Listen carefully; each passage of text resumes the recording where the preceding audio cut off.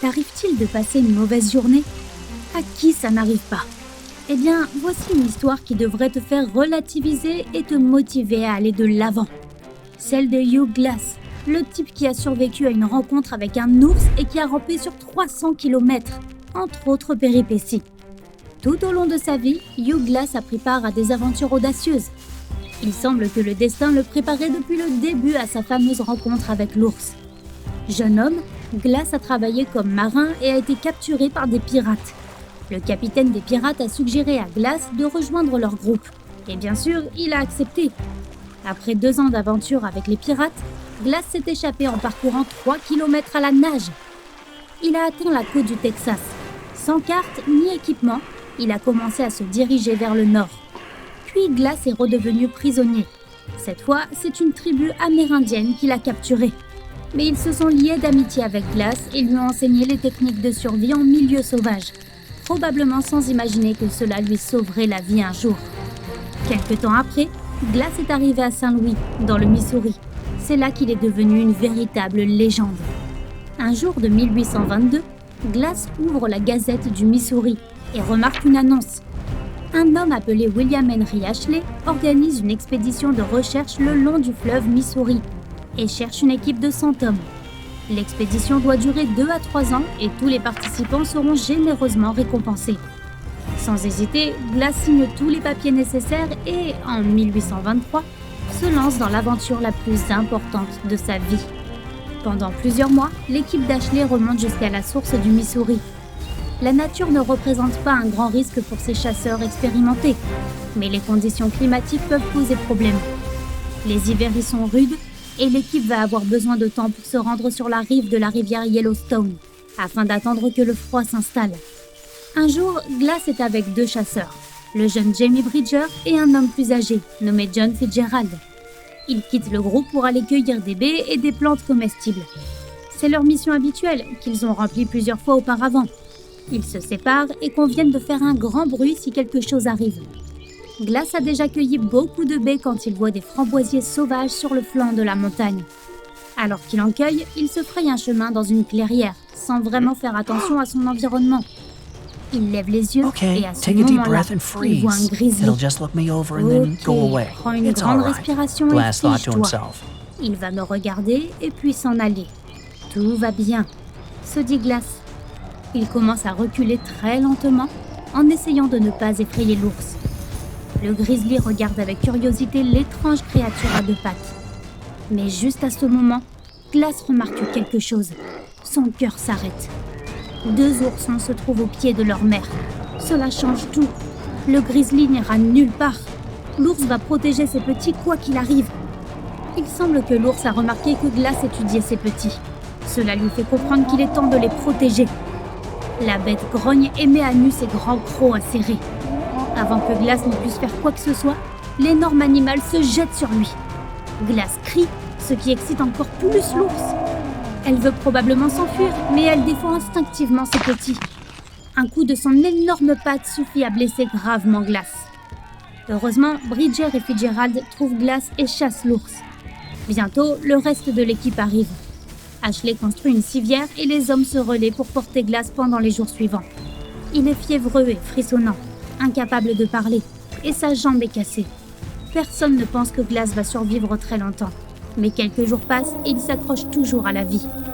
Le groupe s'inquiète de ne pas pouvoir atteindre Yellowstone avant l'arrivée de l'hiver et veut abandonner Glass. Ashley décide de le faire et paie Bridger et Fitzgerald pour qu'ils restent avec Glass. Le groupe s'en va. Désormais seuls, ils établissent un petit campement au bord de la rivière. Et les 2 chasseurs s'occupent de Glass, le nourrissant et pansant ses blessures. Mais leur patience est à bout. Ils ont peur d'être seuls dans la nature et veulent rattraper les autres. Fitzgerald essaie de persuader Bridger qu'ils doivent abandonner le pauvre homme. Pourquoi devrions-nous rester avec lui et risquer notre vie alors qu'il est déjà presque mort? Argumente Fitzgerald. Bridger refuse de quitter Glass jusqu'au jour où il voit les Amérindiens. Effrayés, Fitzgerald et Bridger se cachent dans les buissons. Les Amérindiens voient Glass étendu sur l'herbe et en concluent qu'il ne survivra pas. Ils partent sans le toucher. Mais Fitzgerald et Bridger sont maintenant terrifiés. Ils prennent toutes les affaires de Glass et partent. Mais il y a une chose qu'ils ne peuvent pas lui enlever, son incroyable désir de vivre. À ce moment-là pourtant, Glass est toujours inconscient. Il reste longtemps seul et n'est réveillé que par le soleil. Tout son corps est douloureux. Il ne peut pas crier et personne ne répond à ses gémissements. Il lui faut plusieurs heures pour sortir du trou dans lequel ses compagnons l'ont placé.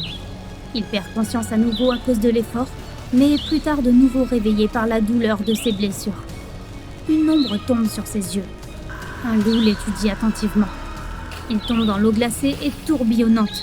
Cela le ramène à ses sens. C'est comme s'il était enfin réveillé. Glass sort de la rivière et rince ses blessures avec de l'eau glacée. Son corps est engourdi et la douleur s'est calmée. Au début, il essaie de mâcher de l'herbe pour reprendre des forces, mais cela le répugne.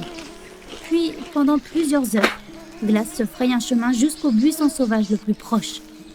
Une de ses jambes ne le porte plus car elle est disloquée, et l'autre est cassée, si bien que Glass doit se traîner avec ses mains. Finalement, il atteint les buissons et dévore toutes les baies des branches inférieures. Puis il va à la suivante, et à celle d'après. Il survit grâce aux baies pendant quelques jours, puis il réussit à attraper un serpent. La viande lui donne plus de force et il essaie de se lever. Ses jambes ne fonctionnent toujours pas. Alors Glass se met à ramper. Il est poussé en avant non seulement par la force de son esprit et le désir de vivre, mais aussi par le désir de regarder dans les yeux les gens qui l'ont abandonné. En chemin, Glass mange des baies, des plantes, de l'écorce d'arbres, des racines et parfois des œufs qu'il trouve dans des nids d'oiseaux. Il crée une petite canne à pêche à partir de bandages sales et d'un long bâton et réussit à attraper quelques poissons. Il rampe vers l'avant, mange, boit et dort.